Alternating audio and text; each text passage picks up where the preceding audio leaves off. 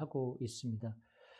우리가 구원을 받았다라는 것은 아담 이후로 모든 사람이 하나님을 떠나서 죄를 짓고 사단에게 사로잡힌, 다시 말해서 근본 문제와 영적 문제로 고통 가운데 사망의 그늘에 앉아 살아갈 수밖에 없는 존재인데, 그래서 하나님의 진노 가운데 살아갈 수밖에 없는 존재입니다.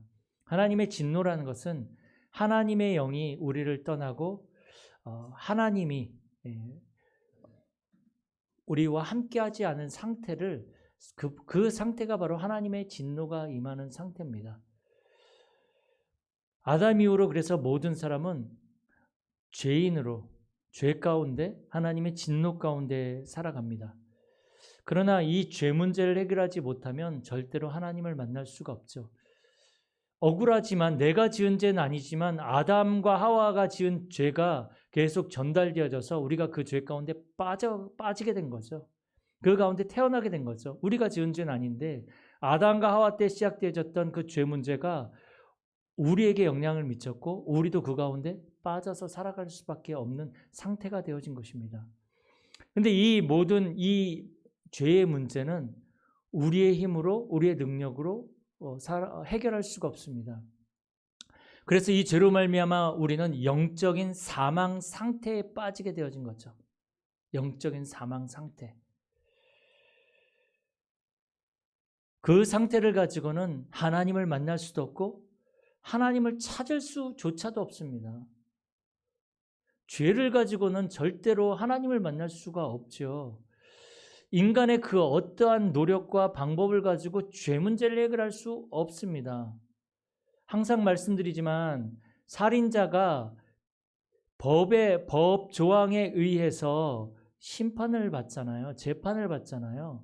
그 죄에는 반드시 보응이 따르거든요. 그런데 성경에서는 뭐라고 얘기를 하고 있냐면 죄의 값은 사망이라고 그랬단 말이에요. 이 죄 때문에 우리는 죽어야 돼요. 그게 하나님의 법이에요. 그런데 로마서 1장 17절에 보니까 뭐라고 사도 바울이 얘기를 하고 있냐면 복음에는 하나님의 의가 나타나서, 복음에는 하나님의 의가 나타나서, 이 말은 무슨 말이냐면요, 이 복음에는 우리를 하나님의 의를 이루는 그 방법이 복음에 있다라는 거죠. 하나님의 기준은 우리가 죄 문제를 해결하고 하나님 수준에 올라와야 돼요. 근데 우리의 힘으로는 절대로 그럴 수 없다는 거죠. 그런데 복음에는 그 방법이 있다라는 거죠. 그래서 복음에는 하나님의 의가 나타나서 복음으로 우리가 우리의 죄 문제를 해결받고 의롭게 되어지고 하나님의 자녀로 살아갈 수 있다는 것이죠. 그걸 보고 우리는 구원받았다 이렇게 얘기를 합니다. 그래서 우리가 복음이 믿어지면 우리는 구원받은 하나님의 자녀가 되어진 것이고, 그렇게 성경에 얘기하고 있는 그 복잡한 영적 문제, 사단의 문제, 이게 단번에 완전히 영원히 끝나는 거예요. 그게 더 이상 우리하고 상관없어지는 거거든요. 그걸 보고 구원받았다라고 이렇게 얘기를 합니다. 그런데 사람들은 이 복음은 모르겠고 자꾸 다른 것으로 구원을 받으려고 한단 말이죠. 인간의 노력과 인간의 선행을 가지고 구원을 받으려고 합니다. 그런데 생각을 해보십시오. 태양이 있습니다. 태양이 밝은 빛을 우리에게 막 비추죠. 우리가 태양빛에 이렇게 있으면 태양이 꺼지는 거 염려하지 않아도 됩니다. 태양, 그죠? 근데 촛불이 앞에 있다. 바람이 분다. 그러면 이 촛불이 꺼질 것을 우리는 염려해야 됩니다. 인간의 노력과 인간의 방법을 가지고 하나님을 찾아가려고 하는 그 행위는 촛불과 같은 것입니다. 그거는 언젠가는 꺼집니다. 그것으로는 절대로 영원히 해결할 수 없는 거죠. 우리가 지금 숨을 쉬는 이 공기는 우리가 노력해서 숨을 쉬는 거 아닙니다.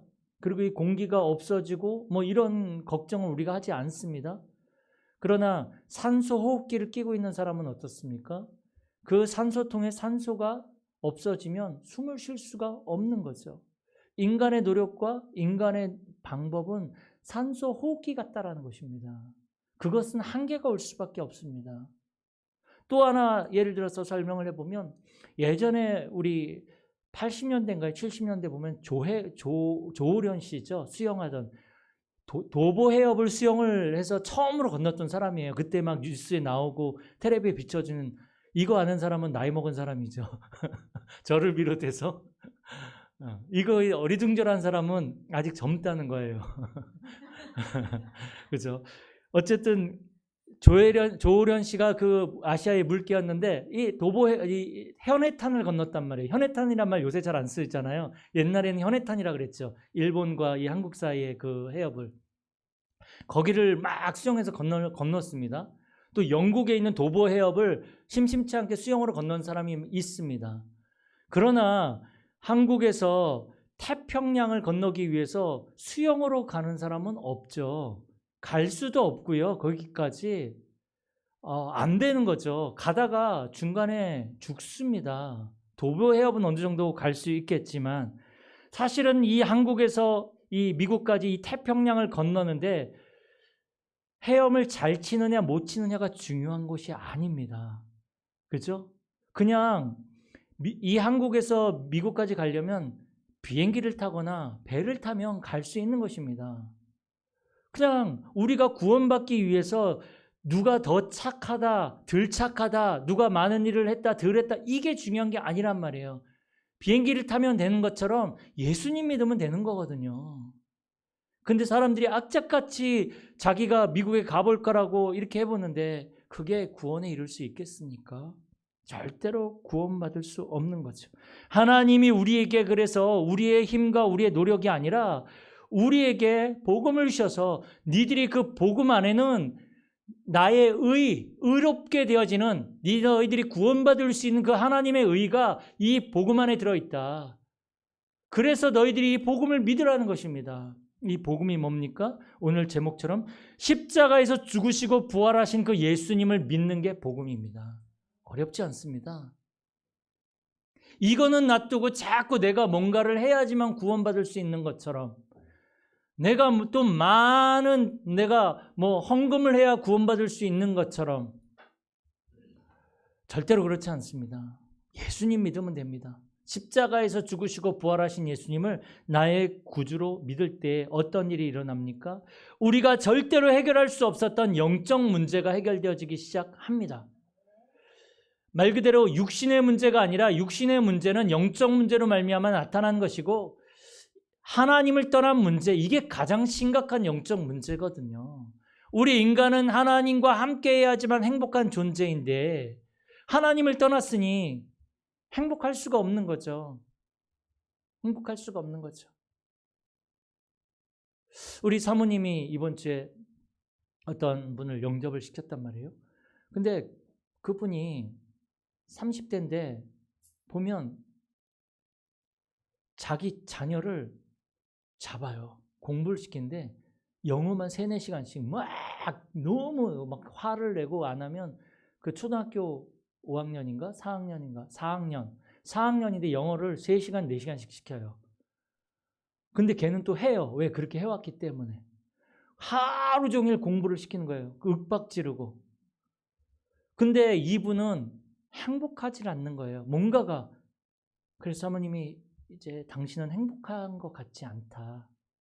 아이한테 이렇게 하는 모습들을 보고서 자기도 왜 그런지 모른대요. 그렇게 하고 싶지 않는데 자기도 모르게 자꾸 아이에게 윽박지르게 되고 아이를 공부시키는 거죠. 자기의 수준에, 자기의 원하는 그 기준에 이를 때까지 아이를 막 밀어붙이는 거예요. 근데 이분이 교회도 다니시거든요. 아이 때문에 사실은 교회를 나가셔요. 신앙은 없으세요. 아이 때문에 아이가 나가니까 같이 따라서 나가주시는데 전혀 복음이 뭔지도 모르고 그런 상태인 거죠. 그래서 그분이 예수님을 구주로 영접을 하고 이분이 기도했단 말이죠. 그러면서 이제 이분이 자신의 이 상태를 얘기를 하니까 울컥하면서 이제 울 수밖에 없는, 자기도 어쩔 수가 없는 거예요. 자기도 이러고 싶지 않대요. 근데 자기가 왜 이런지 모르겠대요. 나도 모르게. 어떻게 보면 모든 것이 다 영적 문제가 와라고 할 수는 없겠지만 나도 모르는 내가 어떻게 할 수 없는 나의 상태가 있거든요. 더 나아가서요. 내 인생 내 마음대로 안 되는 어떠한 상태가 있거든요. 흐름이 있거든요. 해결할 수 없는 그 영적 문제. 하나님을 떠난 데서 출발되어졌습니다. 그러면 간단하지 않습니까? 하나님을 만나면 돼요. 만나는 방법을 하나님이 뭘 주셨습니까? 찾으라 그랬습니까? 아닙니다.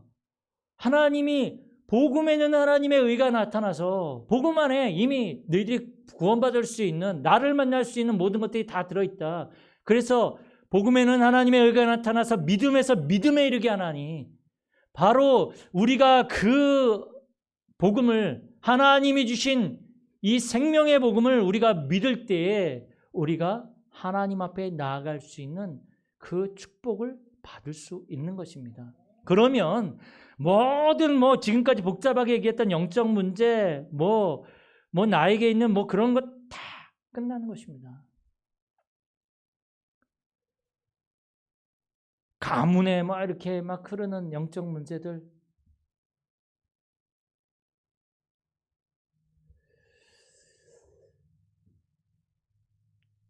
그 분이 이혼을 하셨는데 여자분이 단순히 보니까 이 스토리를 들어보면 참 이혼할 때의 스토리들이 거의 막장이지 않습니까? 서로 막장이에요. 들어보면 진짜 나쁜 놈이에요. 들어보면 한 사람 얘기 들어보면 진짜 나쁜 놈이고 이혼할 수밖에 없었다. 이렇게 되는 스토리예요. 또 이쪽 얘기 들어보면 진짜 이해할 수 없는 그러한 얘기들이 오갑니다.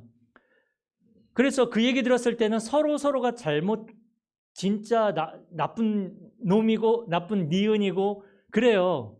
그런데 조금 더 나아가서 가문의 얘기를 들어보면요. 가문에 이혼한 사람들이 꽤 많아요.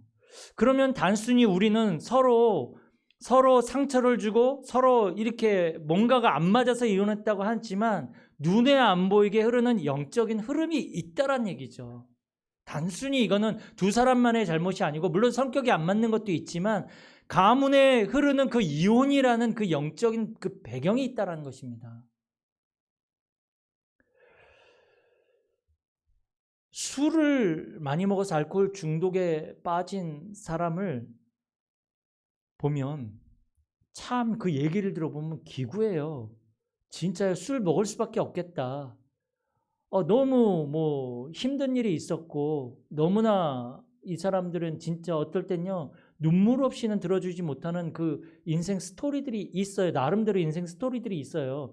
진짜 영화를 찍어도 될 만큼. 그런데 알고 보면 그 가문에요. 그 가문에 대대로 흘러오는 그 영적인 문제들이 있더라고요.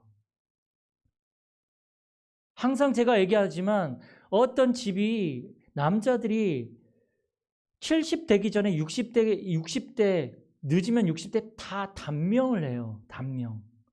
희한하죠? 그래서 제가 얘기 몇 번 했지 않습니까? 같이 농약을 먹고 죽고 이 자녀는 살아가지고 농약이 여기 태워가지고 말을 못하는 그 상태에 있는 여자분. 아니 죽으려면 자기 혼자 죽지. 딸하고 같이 농약 먹고 그렇게 죽고. 근데 그 집안이 계속 자살을 하더란 말이죠. 아니면 그냥 병으로 죽든지. 희한하죠. 그게 뭡니까? 영적 문제입니다. 그거는. 눈에 보이지 않지만 그 가문에 흐르는 영적 문제입니다.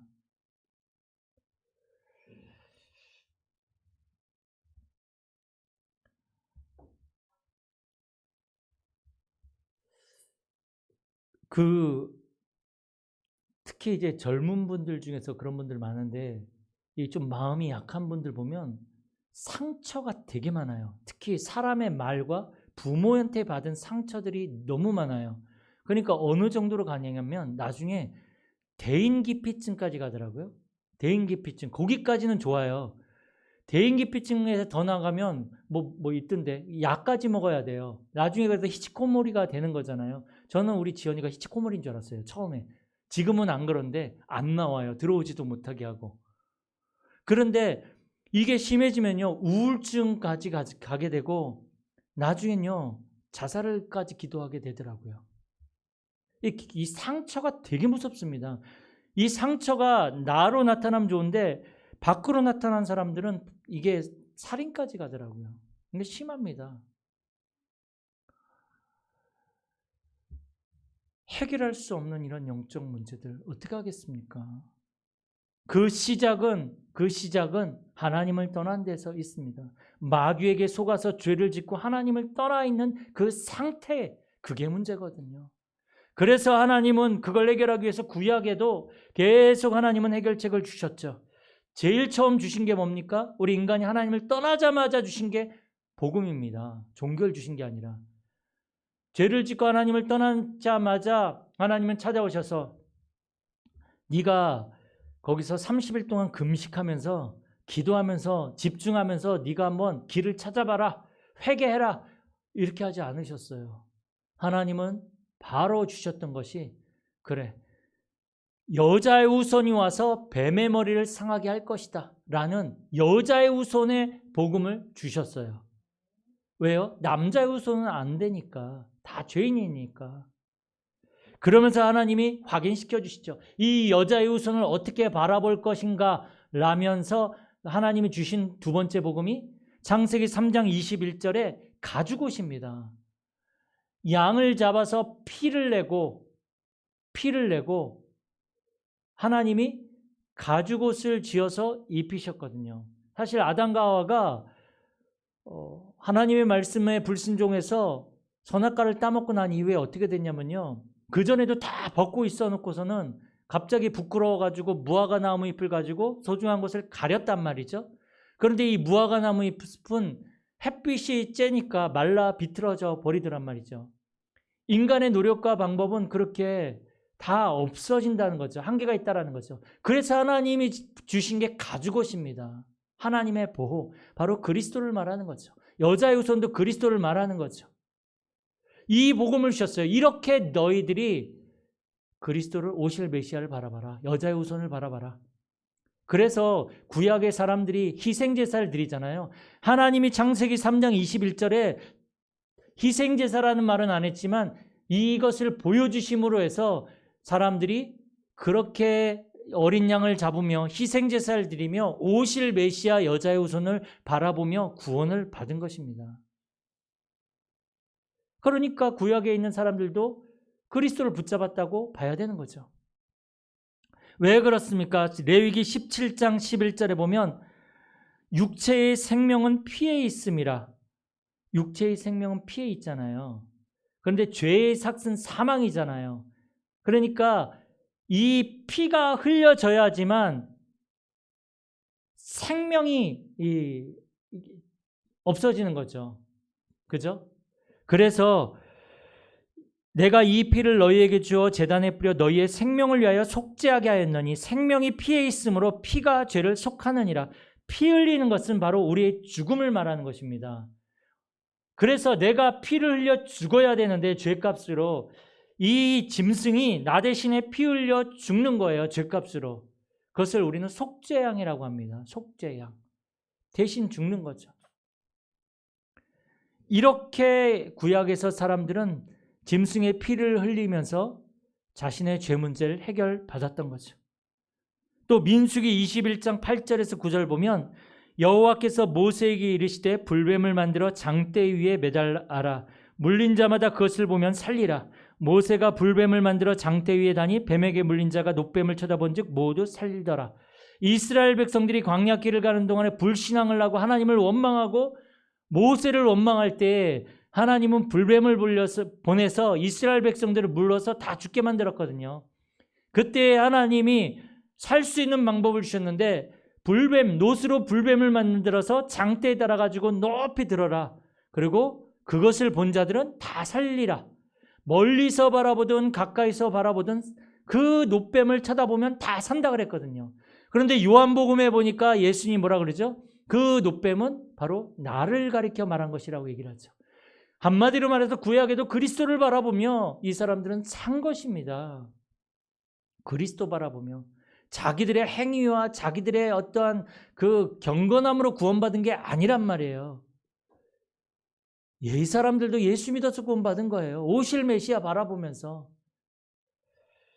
그래서 이사야 53장 5절에 6절 보면 이사야 선지자는 이 오실 그리스도에 대해서 십자가에서 죽으실 그리스도에 대해서 정확하게 표현하고 있습니다. 그가 찔림은 우리의 허물을 인함이요 그가 상함은 우리의 죄악 때문이라. 그가 징계를 받음으로 우리는 평화를 누리고 그가 채찍에 맞음으로 우리는 나음을 받았도다.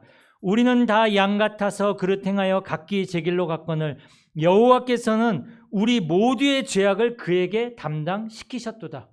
그가 누굽니까? 예수 그리스도입니다. 예수님이 오시기 전에 이사야 선지자를 통해서 예수 그리스도를 예언하고 있습니다. 이 그리스도를 바라보며 구원을 받은 것입니다. 우리 모두의 죄악을 예수 그리스도께 다 담당시키셨다고 이렇게 기록하고 있습니다. 이스라엘 백성들이 출애굽에서 광야길 갈 때 하나님은 그들에게 뭘 만들라고 했냐면 성막을 만들라고 했어요. 성막은 지금 말하자면 이 교회 같은 거죠. 그 당시에 광야길 가는 동안에 이스라엘 백성들이 하나님을 만나고 또 제사를 드리는 그 성막을 하나님 만들게 하셨거든요. 왜 그렇습니까? 이스라엘 백성들은 그 성막을 통해서 거기서 희생제사를 드리면서 죄 문제를 해결받고 하나님을 만나는, 하나님께서 주신 답을 얻는, 하나님의 능력을 체험하는 그 방법이 바로 성막이었습니다. 바로 예수 그리스도를 말하는 거거든요. 그 성막이 어디에 있었냐면 이스라엘 백성들 그 12지파 한가운데 성막을 만들었습니다. 그들 가운데 하나님이 임하신다는 뜻이죠. 하나님이 함께 하신다는 뜻이었습니다. 우리가 인생의 여정을 걸어갈 때 어떻게 걸어갑니까? 그리스도가 우리의 중심에, 우리 가정의 중심에 임하셔야 됩니다. 주인으로. 광야길 갈 때 많은 어려움들과 많은 문제들과 많은 불평할 거리들이 많이 있었습니다. 편안하게 간 것도 아닙니다. 사실요, 제가 이 성경을 딱 읽어보니까 이스라엘 백성들이 당하는 이 불평했던 불평들이 전 당연하다라고 생각을 하거든요. 환경을 바라보면 그 광야길에서 저 같아도 했을 것 같아. 저는 그랬으면 이제 거기서 죽었겠죠. 아마 죽는 물에 들어가지 않았을까, 제 성향에 보면. 그런데 하나님은 그럼에도 불구하고 그러한 상황 속에서 이스라엘 백성들이 살 수 있는 길을 열어주신 것입니다. 그게 성막입니다.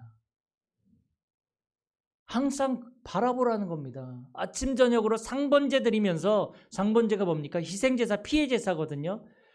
그 자기들의 있는 장막, 집을요, 다 그 성막을 향해서 창문을 열어놓습니다. 보라는 거예요. 연기가 나면서 지금 나 대신에 저 어린 양이, 짐승이 죽는구나. 항상 그리스도를 바라보게 하신 것입니다. 그렇게 갔어요.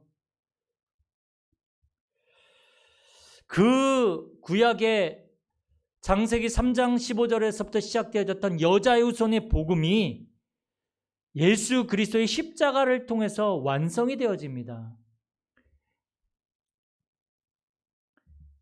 예수님이 이 땅에 인간의 몸을 입고 오셔서 그리스도의 일을 하신 것이죠. 십자가에서 피 흘려 죽으시고 부활하신 거죠. 구약에 그리스도를 예표하는 그 짐승들은 피 흘려서 다 죽기만 했어요. 그러니까 완전히 죄 문제를 해결받지 못한 거죠. 나 대신에 죽었으니까 그걸로 끝이에요. 다시 새롭게 살아나질 못한단 말이죠. 그러나 예수님이 친히 어린 양이 되셔서 십자가에서 피 흘리시고 죽으실 때 우리도 그때 죽었어요. 그러나 다시 부활하실 때에 우리도 새로운 생명으로 다시 살아나게 된 것입니다. 그게 오늘 성경에서 말하고 있는 내용입니다.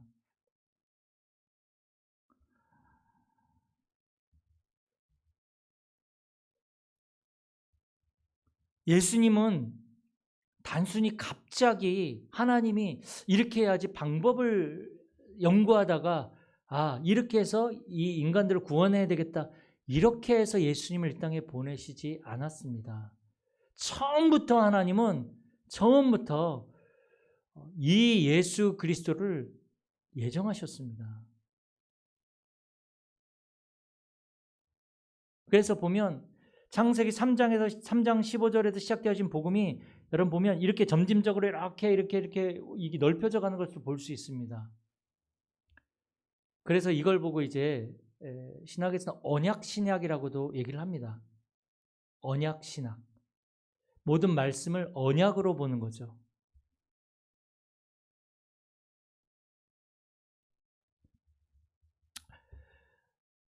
그래서 예수님은 십자가에서 죽으시고 장사되셨죠. 그리고 3일 만에 부활하셨는데, 그런데 보니까 예수님은 죽기 전에 다 말씀을 하셨는데 사람들이 믿지를 않아요.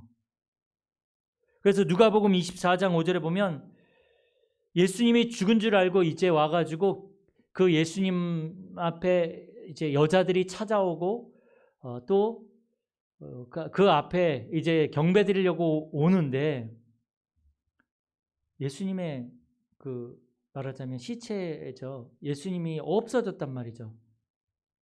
그래서 막 찾는데 천사가 와서 얘기를 합니다. 누가복음 24장 5절에 보면 어찌하여 살아있는 자를 죽은 자 가운데서 찾느냐. 여러분들 예수 그리스도가 정말로 우리에게 살아계신 그리스도가 맞습니까? 우리의 삶 속에 우리의 모든 가정, 가문 속에 그리스도가 살아있는 그리스도, 나의 그리스도가 맞습니까? 내 생각을 따라가고 있다면요.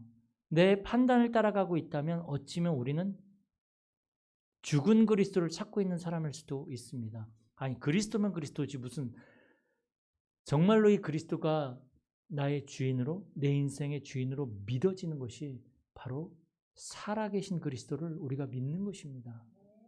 자꾸 죽은 것에서 그리스도를 찾지 마십시오. 내 생각 따라가지 마십시오. 그때 누가복음 24장 7절에서 8절 보니까 이 사람들이 뭐가 생각났냐면 예수님이 하신 말씀이 그제야 생각이 난 거예요. 말씀이. 저는 문득 이 말씀을 준비하면서 그런 마음이 오더라고요. 그래, 말씀이요.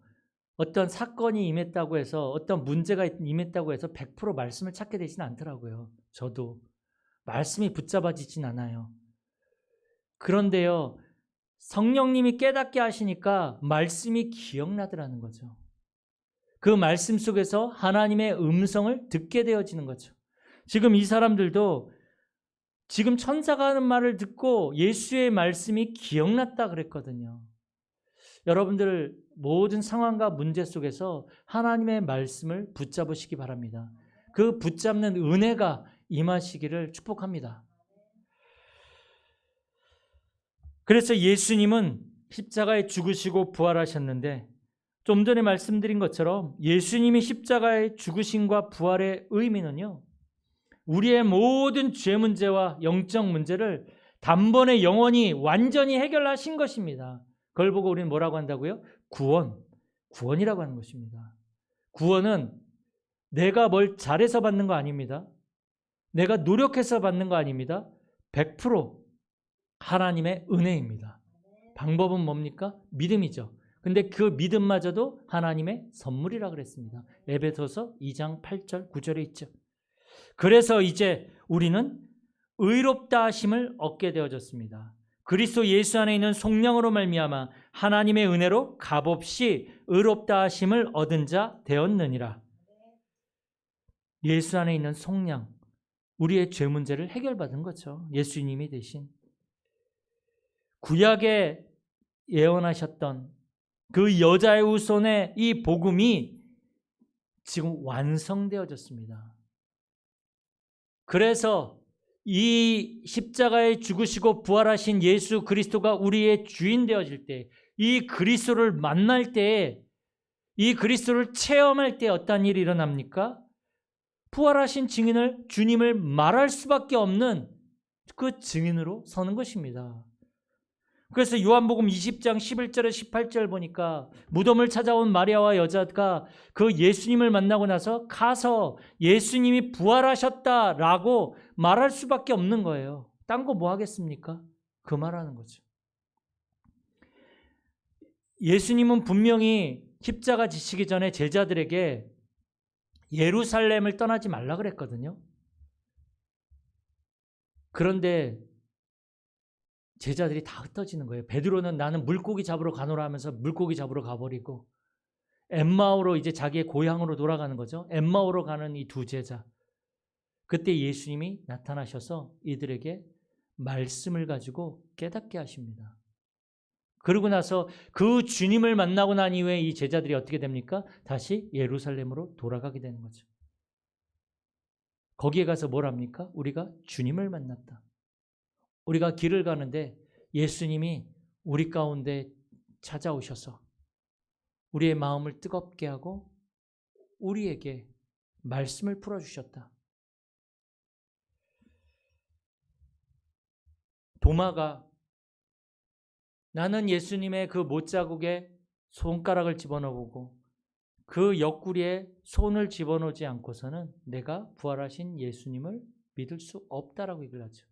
그때 예수님이 도마에게 찾아오셔서 내 손가락, 이 손에 손가락을 집어넣어보고 내 옆구리에 손을 집어넣어봐라.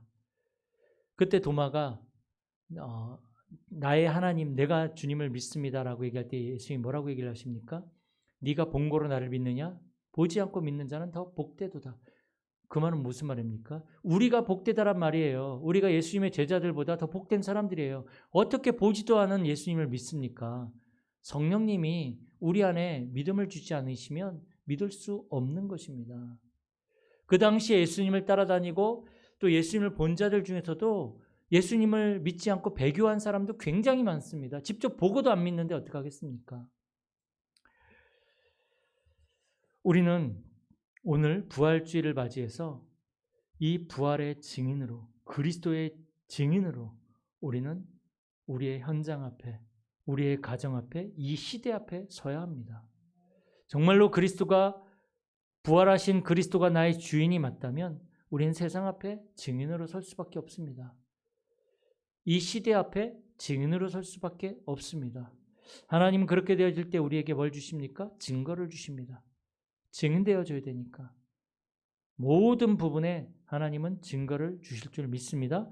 그래서 십자가에서 죽으시고 부활하신 그 주님을 이번 한 주간도 체험하며 만나며 증인으로 서는 우리 모든 성도님들이 되어지길 축복합니다.